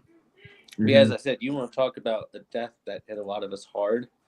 That's Yeah. probably the one that hit a lot of us really hard. I in particular was Mm-hmm. really close with him over the year and a half I knew him. Yes. And yeah, he was wonderful and very dearly forgot. missed. I think he joined YouTube like what, 12 years old? 12 in 2010, 11. Yeah. 2010, I think it was. So yeah, 12. Yeah, that sounds about right. Yeah. Yeah. And you 12, remember 13, him, yeah. Danny, because of what videos that you saw? Well, he would do a lot of gameplays of various things like Deal or No Deal, Yeah. Family Feud, I think, Hollywood Squares, Wheel of Fortune too. Yeah, I remember. I think one of his last videos, it was him playing Wheel of Fortune, and then it was time for video game Pat say to do the final spin, and it landed on a loser turn, and then I remember Zach saying, "Oh, $300 plus a loser turn." No, and then they do it again. Yeah, and I think that was posted just a couple days before he died. So to tell you how sudden it was. I think his last video was Minecraft. Monday, I think it was. I think that was his last one. Mm-hmm. And then I found out about it in the comment. I'm like, nah, it can't be right, is it? And as the day went on, it was like, no, it's true. He's gone. Like, and that is how you view a year like that being rough, because you know the person, you met the person. Without that, it didn't affect my year. I mean, I vaguely remember. I vaguely remember 2015, but yeah. But I'm just saying, like, you know, it happened really early in the year in March. So yeah, March 25th of 2015 was 10 years ago. Yeah. But I thought about that in years. Wow. Yeah. So there you go, Eric. That's who he was. Since he probably was before I. He probably was on YouTube before I was, because I began YouTube back in 2011. 2011, yeah. So that is 10, 11, 12, 10, 11, 12, 14 years ago now. No, that can't be. Yeah, 14. I made my debut back in 2011 on YouTube. February, because I bought myself a webcam. Oh yeah. So I figured. So you used to do those crazy dance videos on Facebook or whatever. Yeah. Like that. I was testing myself out until when you get old, man. I was only young and spry back in the day, but I'm getting older. It's like I can't do those dance videos no more. So like, I went. Yes, I remember when you celebrated the 2011 Bruins. Never won since. Yeah, when the Bruins won the Stanley Cup, I had a lot of fun with that one. This is Providence Bruins, but this is representing them. Let's take a look at this wheel here. So what I'm gonna do is I'm gonna give you guys. I'm gonna spin the wheel and whatever the end zone. That is the topic. That I want you to try to talk about. If you can't, then I'll just skip you Oh and God. go to the next topic. So, what's up, Danny? Oh God. Here we go. All right. It's spinning around. All right, board games. Let's talk about board games here. So, Danny, name us some of your favorite board games and also favorite memories. Well, one time some friends came over and we played Family Feud board game, and that was fun. And who was the? I mean, you were the contestant, right? Oh, I was no. At one time, I was hosting it, and then another time, one of my friends he looked up the board game answer code on his phone, and then he started an impromptu game of it. So none of us were playing it, and I was a contestant. And then they're like, "Oh, Danny's not hosting it," and I'm like, "It's okay. I wrote all the questions. I know the answers." No, I'm just kidding. Why you want to say that, Marty?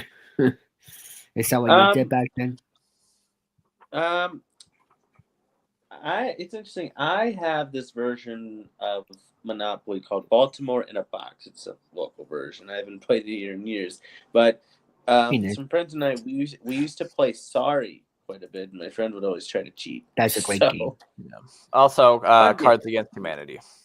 Oh my God, I haven't played that with anybody in years. I used to do a series of it, but haven't in probably about a year or two. And I miss it. Oh, it was so fun. What about you there, Eric? What was your favorite board games? Oh, that's a tough one to call because I had a lot of board games. I used to play Stratego. That was a fun board. That was a fun game to play. You know, and yeah, just it. I don't have necessarily any memories because I had a lot of board games when I was a kid. I used to have a Pac-Man board game. I used to let's see. Well, right now I have the Monopoly Red Sox edition board game. I got the Tic Tac Toe board game. I'm looking at and Poker Keno board game. Yeah, and I got the Finders Keepers board game. Funny about that is I posted it on Instagram, and one of the hosts, Larry Toffler, commented on it. Okay, very nice. That's cool. People like that. That was really cool. Awesome. Because he told a story about it, how no one's ever heard of him. No one recognized who he was and all that. Which I was like, that's kind of sad because kids will be around watching Finders Keepers and all that. So yeah, I like Finders Keepers and So for me, my favorite board games. Oh boy, Trouble was interesting. Oh, Trouble was a favorite of mine too. Yeah. Hungry Hippos. Mm-hmm. Hungry Hippos. That's an Yes. Come on, can't go wrong with Hungry Hippos. What's that? It's not a board game, but Elephant. Anybody remember Elephant by any chance? Oh, Elephant. I don't think I do. I remember Mousetrap. That was a fun. Mousetrap was fun. What else did I like? Well, everybody as a kid played Suits and Ladders. Oh, sure. Shoots and Ladders. Come on, that's a yes. That's right. That's old school, brother. You're talking old school. Shoots and Ladders still a thing today. Yes, it is. There's I'm not sure if I had this one, but it's called Trivia Pursuit. That just came Trivial out. Pursuit. I got one of those. Oh yeah, Trivial Pursuit.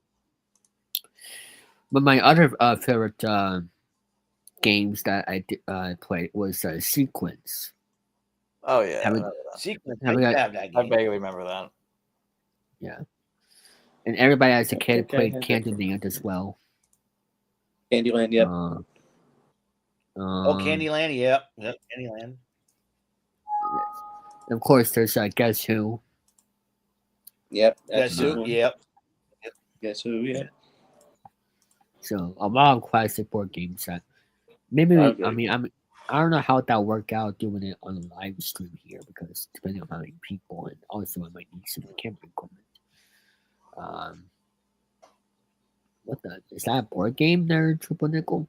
Oh, no, I don't know what you're talking about. Tomorrow WrestleMania turns 40. Huh. Oh, I wonder if Vince McMahon will be there. Oh wait. No. When are we having Vince on this show? We're trying to make that. February 30th, 2034. I can't make it rain, damn it. If the Earth is still rotating by that point, it might have exploded by the meteor by then. We'll see. Yeah, sounds about right. Like the end of the world 2012, whatever that prank was. Oh God! I remember that. Yeah, all my teachers were like, "It's okay. When we come back after Christmas break, the world is still gonna be here." Was that a trip or what? That was a good time. What was that, Danny? You said about Christmas break? Because right before we went to Christmas break, all our teachers were like, "Okay, don't worry, the world's not gonna end. We're all gonna come back after Christmas." Yeah, and we're still here until the next 20 years. Month. Yep. Yeah. And then there was Y2K as well. Before that time, Y2K was kind of big. Just before I was born, so that's fine. And they're saying a meteor is gonna crash Earth in 2032. Not gonna happen. I don't know. We'll see. I highly doubt that. If it does, it'll be because not enough people bought from my Redbubble store. So, Danny. I had a feeling that was gonna show up. I gotta get back into uploading. I haven't had time, but I'm gonna get back into. Yeah, because you've been focusing on quitting Walgreens because of their credit cards. Yeah. Let me see what else we should talk about here. Let me spend this wheel again.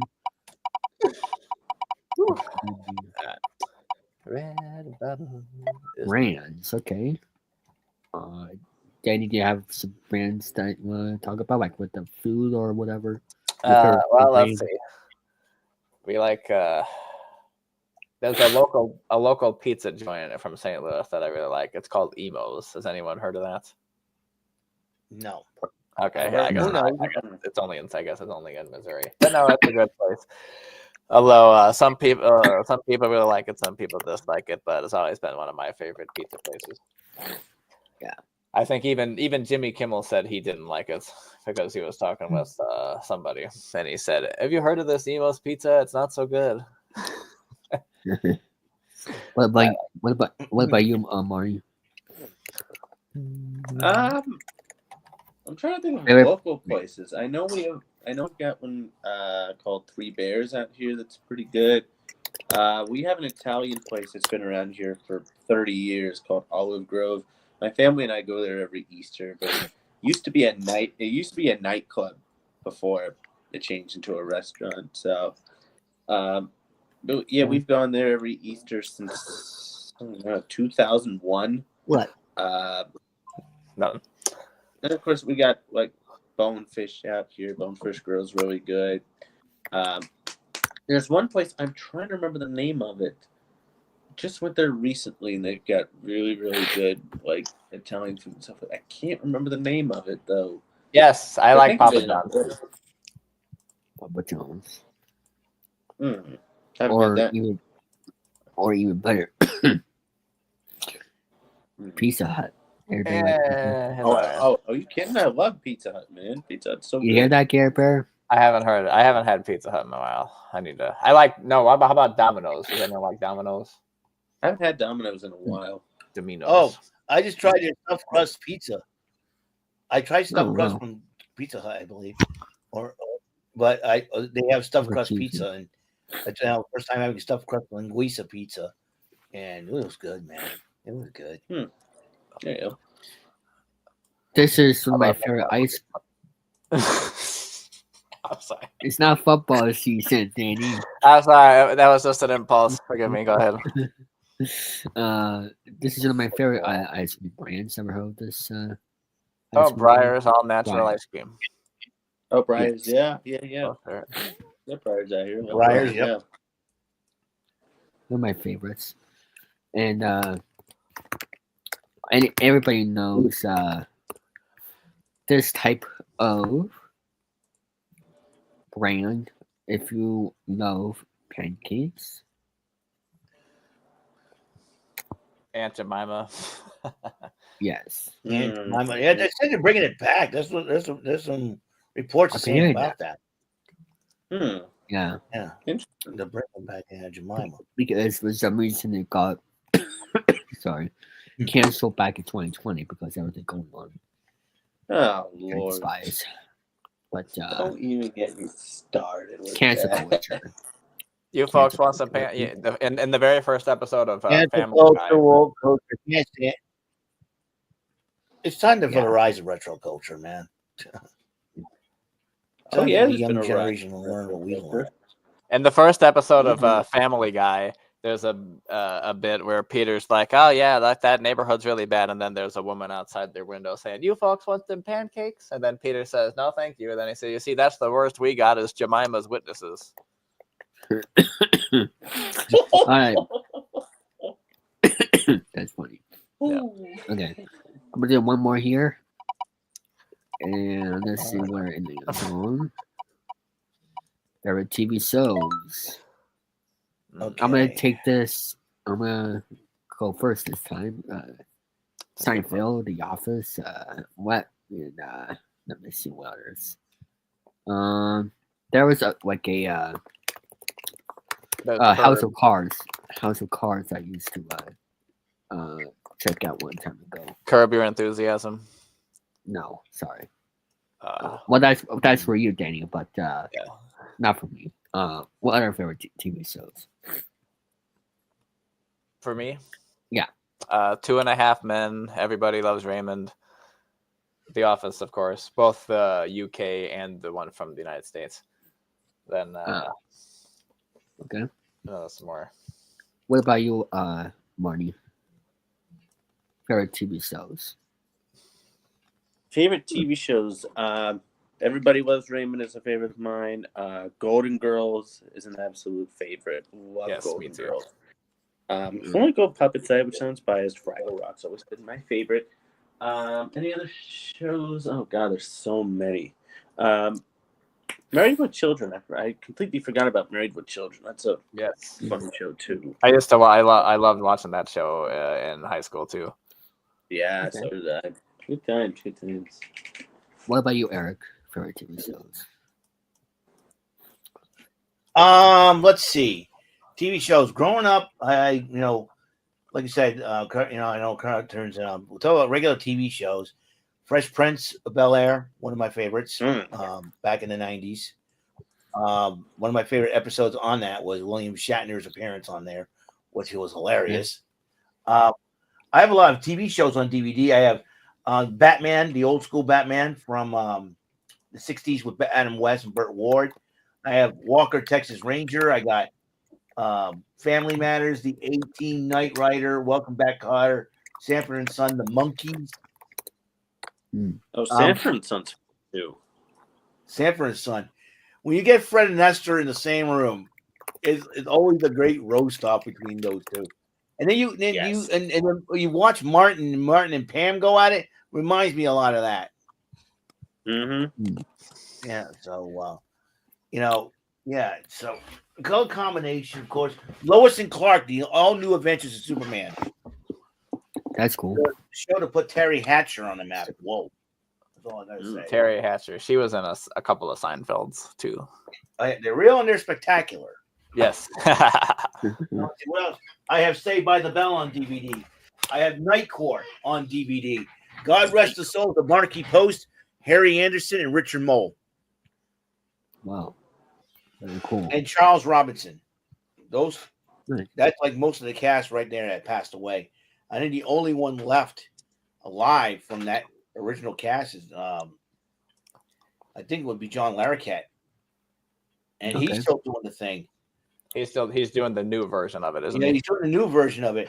Of course, Marshall Warfield is still alive, but they brought back the Wheelers. No. Leaders. The Wheelers. Oh, they were like oh man. Other Brent name Joey Wheeler. Joey Wheeler, thank you. I was trying to think of it. Joey Wheeler. No, not that Wheeler.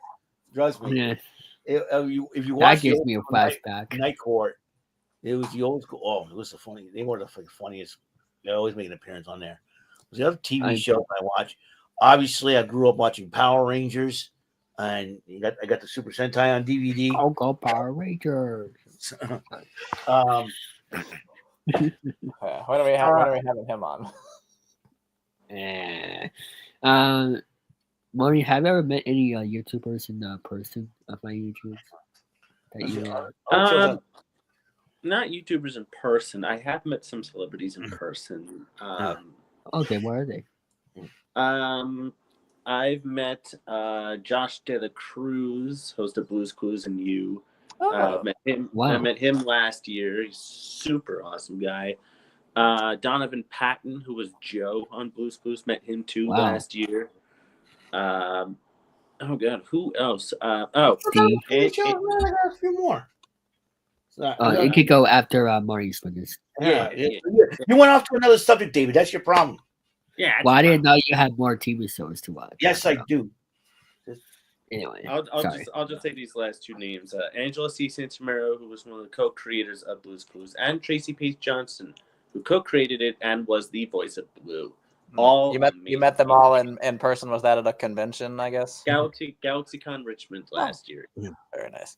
All Was of that after the Blueprints pilot had been unearthed? I think it was before that. I think this was March last year. That was after. That was after. Yeah, that pilot. That was after. I don't keep that. So anyway, Steve, what are the TV shows you got? All right. What are the things I have on DVD? MXC, Most Extreme Elimination Challenge. One of my favorite shows to watch. And Viva La Bam from MTV. Now, those were fun shows. You know. Nice. Yeah. So, you know what? You just gave me an idea. a topic video. Huh? A top list. Top list video. The top of the shenanigan shots is all I'd call it. Like I said, I'm busting out new thumbnails all over the place, and as we speak, I'm changing some thumbnails from doing it from March on, the month of March. Yeah, just gotta check them out when hopefully they show up. But still, yeah, those are all the TV shows I have, man, and I have watched over the years, man. Very cool. Hey, have you heard about this? The Drew Carey Show, a show that hasn't been released on DVD, maybe like a dozen episodes that came out on DVD since the show went off the air 21 years ago. It's coming out in May on DVD, like kind of 15 years too late. Drew Carey Show's coming out on DVD? Yeah, in 2025. Can you believe that? Wow. That's crazy. I love Whose Line Is It Anyway? That's one of my favorite shows. Oh yes. Yeah. But God rest his soul, Richard Simmons, because that was one of the funniest episodes I've seen. When he was my favorite one. Yeah, it was one of the funniest episodes ever, and it was great. I lost it.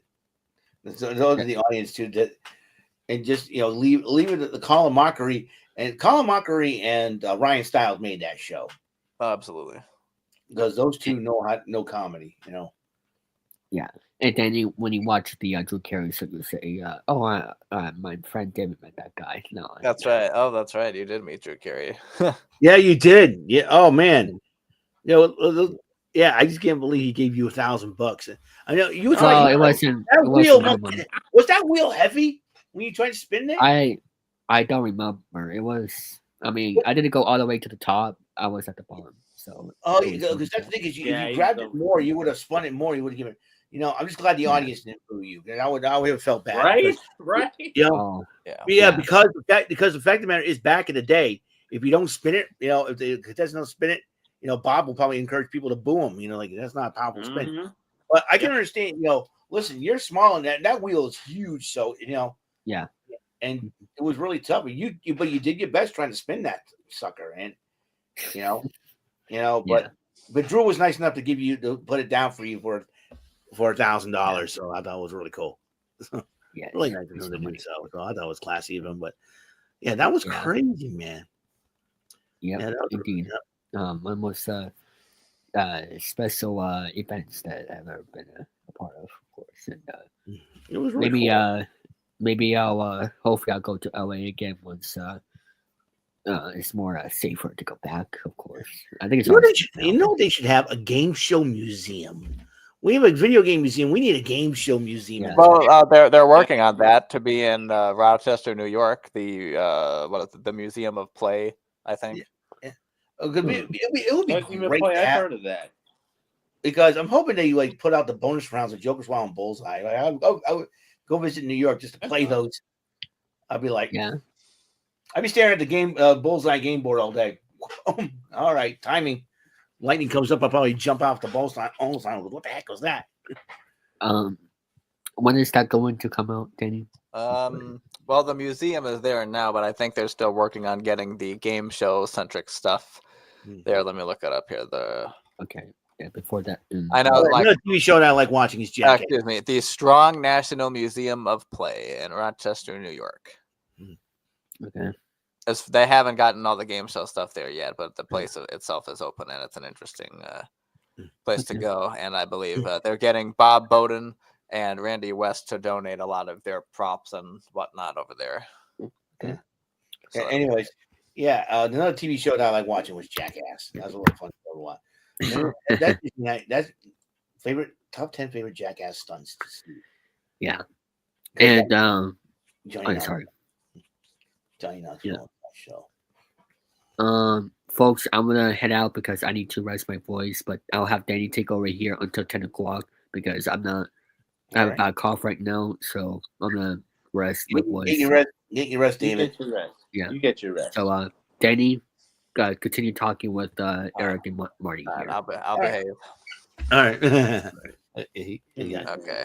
Yeah. No, Matt. That Blueprints pilot came out. That was October of 23. That was October 23. All right. Yeah. So I met him in March of 24. March 24. Yeah. Okay. Yeah. So that was, I'm here, Dragon. Hello.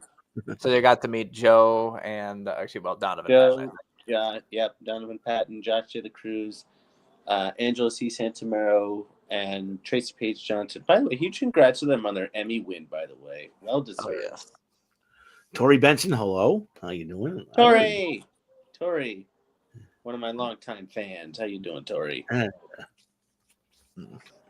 So, another celebrity death, which was kind of unexpected, although he was pretty old, was Regis. Oh, Regis. Oh, man, Regis. Yeah. Dude, that was another one. Man, I miss Regis, man. I've always liked doing his voice. It's out of control, Gilman. It's out of control.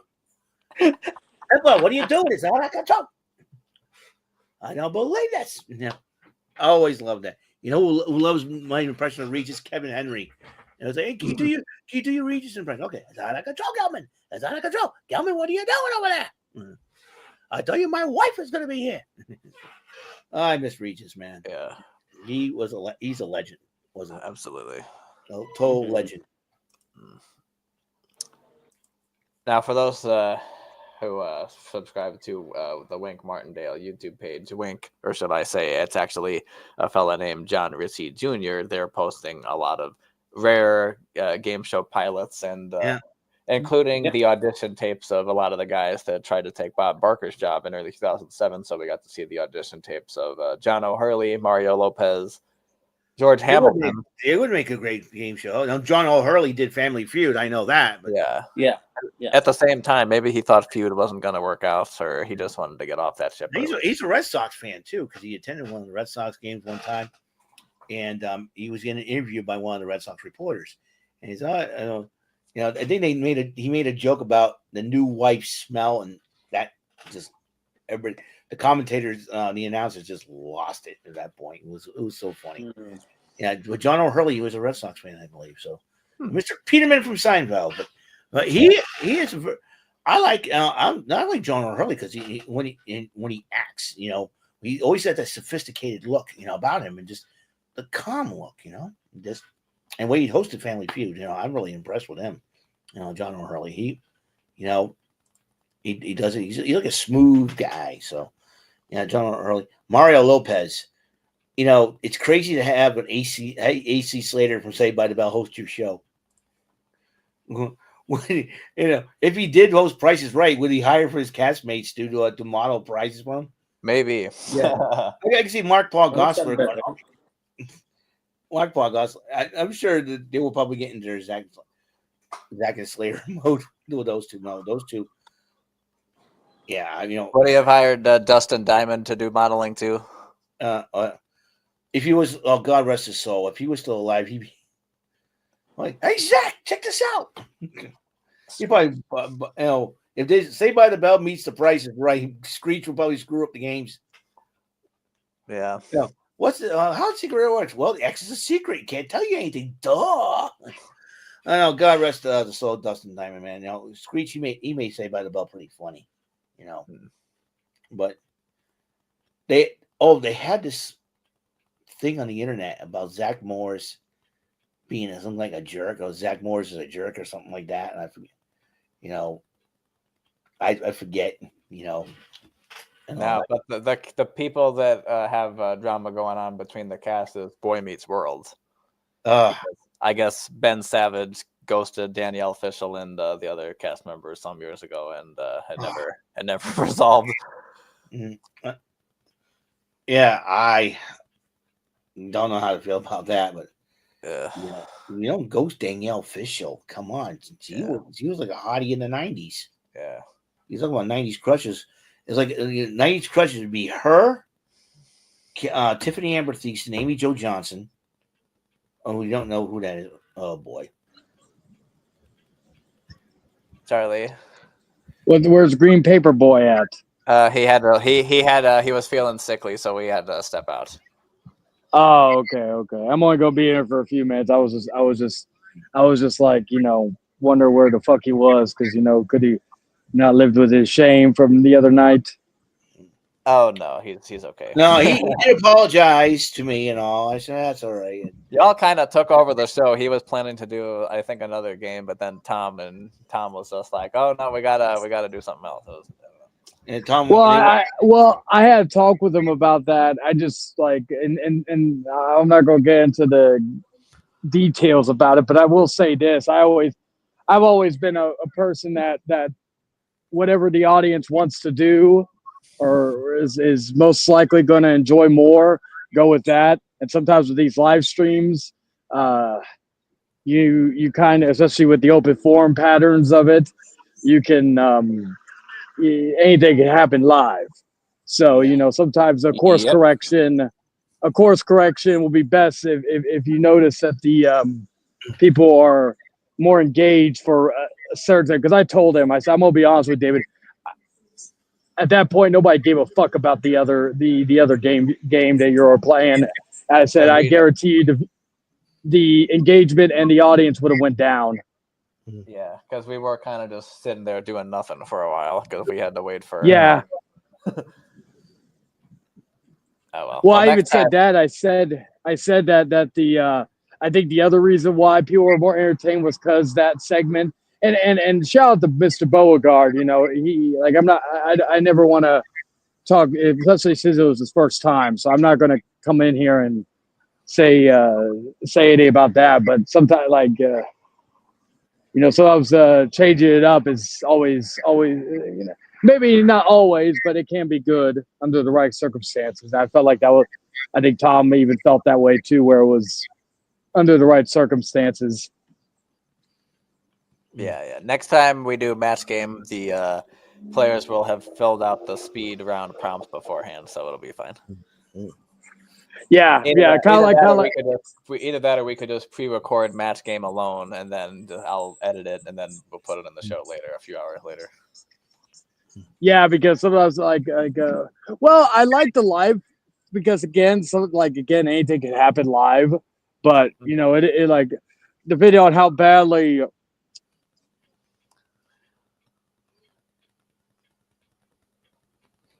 How it may prolong the stream and all that. Because I even told David, I said if we did continue on with that game, the show would have lasted longer than 2 hours. I think what was it, 2 or 3 hours? I can't remember when we ended it, but I said the show would have went overtime due to the fact that that's why when I think when David left, I took over. I was like, "Oh, we're cutting it off at the 2 hour mark." Yeah, and that and plus a lot of those guys were kind of like wild, and Yeah. because we had a few guys whose computers crashed and they froze and they had to rejoin, and Yeah, I think who was it? it was Hades had that issue. Mhm. Yeah. I know Hades came and went a few times. So yeah.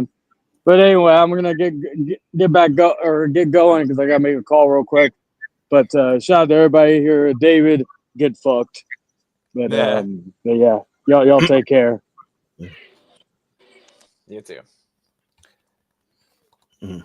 Yeah, because he had told me that he made he had his own little version of the game. So I'm like, okay, well maybe we could try it sometime. So Well, Is that he had to play head to head? Yeah. Match, yeah. I say if it ain't broke, don't fix it. Changing rules is great. Although there are some game shows back in the day that I would love to change the rules of. One was Bullseye. Here's the deal: if the Bullseye comes up in the contract window, you can answer like 7. If you end up like 7 in questions, in order for it, and that takes too long. And sometimes they'll stop in the middle of the contract, and that's fine. I say this: if the Bullseye comes up, the money per question doubles. Like if you stop at a category with $500, the other at $500. Bullseye, Bullseye comes up, I would double the amount, and then like it gives you a faster track to $2,000. That's what I would have done. Although the celebrities, I know the celebrity edition of Bullseye did not work as well, but I think the only time it got because I know celebrities like to be goofing and having fun and all that. I think the only time it got serious is when Jerry Mathers went up against Tina Louise. You don't see any comical banter between the two of them and between them and Jim Lang, and that was, I know Borg, I know Brandon, I know Emo. Is that I had poor David. Is that we all pick on poor David sometimes and all that. Yeah.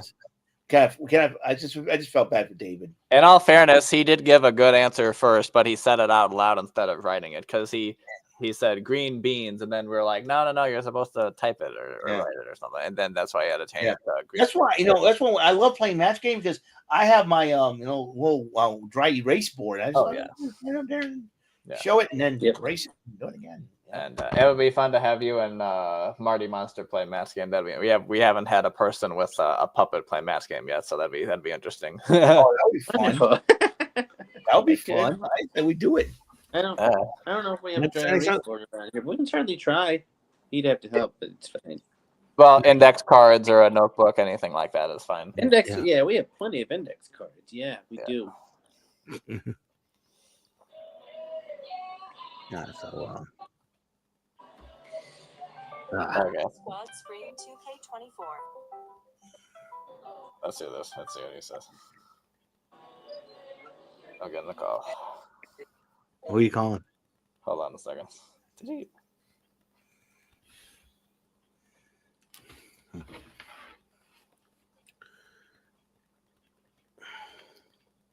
Sorry about that, folks. Okay, so Eric, you do anything fun this weekend other than work or? Well, like I said, I've been working on my thumbnails and such, and not really. I know tomorrow, Monday Night Raw will be emanating from London, England. We're having a special start time on Brandon Martin's channel. We're going to live react to Raw 3.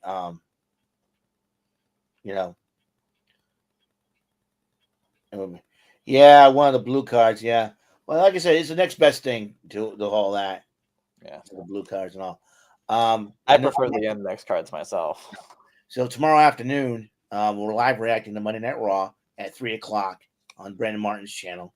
So we got that going. I plan on getting 2 new segments for my show. One is Lima Don't Play That, because everybody makes jokes about me like Eric Lima versus the world, which I thought that was pretty funny. And I thought about it, like, something? There's some things in pop culture I do not like, some foods I do not like. You know what? I'm going to talk about those things. Well, so that's what I'm going to do. So I figured I'd do I'd make a comedy bit out of it, you know, or tell a little story behind it, and then end it with Lima Don't Play That, like Homie the Clown from In Living Color. That's another show that I love watching. In Living Color. Yeah, In Living Color. You know, Fire Marshal Bill and Homie the Clown are my favorite characters on that show. And then the Dirty Dozens game show. I like that. And the Yo Mama joke. So, I'll be debuting that soon. I've already got a subject in mind for that. Also, I'm trying to gather all the movies that I have watched over the years. Like, you know, write down the movies and the date I watched it and stuff. And I'll be talking about movies. I'm going to call it real, because everybody loves talking about movies nowadays. So I'm going to debut Real Shenanigans on Film. REEL, like real, like film reels. You know that Marty gets it. So yeah.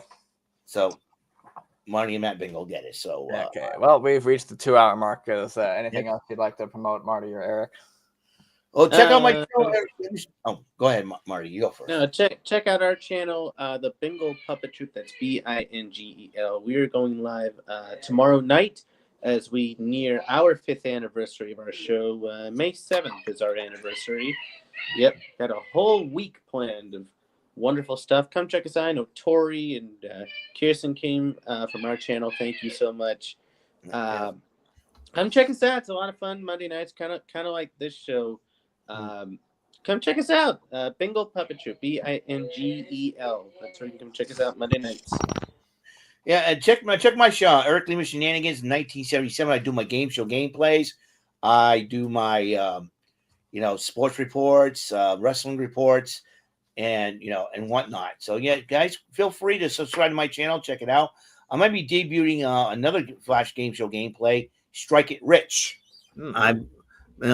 So you may be seeing me do a battle against that rotten bandit. So that's going to be soon. Like I said, that's a new segment along with Lima Don't Play That and Real Shenanigans on Film. That'll be debuting soon. So okay. Well, until then, I'm Danny Lewis. You know me as Game Show Fan 2001. Make sure to like and subscribe me over there. And buy stuff off my Redbubble. Okay, well, I'm Danny Lewis, sitting in for David St. Dennis tonight on the show. Thank you all for watching, and thanks to Marty and Eric for joining us. And until next time, it's not just letters, it's lingo. Bye-bye.